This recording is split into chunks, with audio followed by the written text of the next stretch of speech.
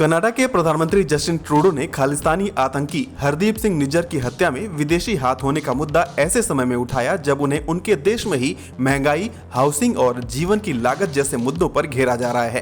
Poles में वो अपने विपक्ष से लगातार पिछड़ रहे हैं।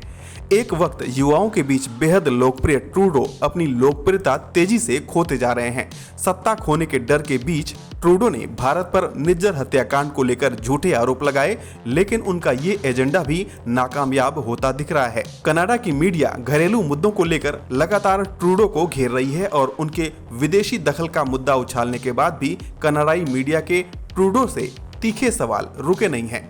हाल ही में जस्टिन ट्रूडो ने कनाडा ब्रॉडकास्टिंग कॉरपोरेशन को एक इंटरव्यू दिया जिसमें हाउसिंग, महंगाई और जीवन लागत की बढ़ती कीमत को लेकर उनसे तीखे सवाल किए गए।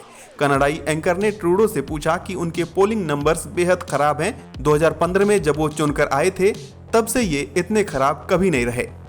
सवाल किया गया कि आप युवाओं में बेहद लोकप्रिय थे, लेकिन अब वो आपसे दूर हो रहे हैं। आपको क्या लगता है, युवा आपसे क्यों दूर हो रहे हैं? जवाब में ट्रूडो गोलमोल बोलते दिखे कि कोविड महामारी से पहले हम अच्छी स्थिति में थे, लेकिन पिछले कुछ साल बेहद मुश्किल रहे हैं। खासकर युवाओं के लिए खाने पीने के सामानों के दाम बढ़े हैं, बल्कि घर खरीदने के सपने को भी झटका लगा है। हम इस दिशा में काम कर रहे हैं, ऐसा ट्रूडो का कहना था, लेकिन उनके पास कोई ठोस जवाब नहीं दिखा जिससे कि वो इस बात के बारे में भरोसा दिला सकें। इसी इंटरव्यू में आंकड़ों का हवाला देते हुए कहा गया था कि 56% लोगों ने आपके बारे में नकारात्मक प्रतिक्रिया दी है, तो ट्रूडो का कहना था कि अब भी वो कनाडा की बेहतरी के लिए ही काम कर रहे हैं।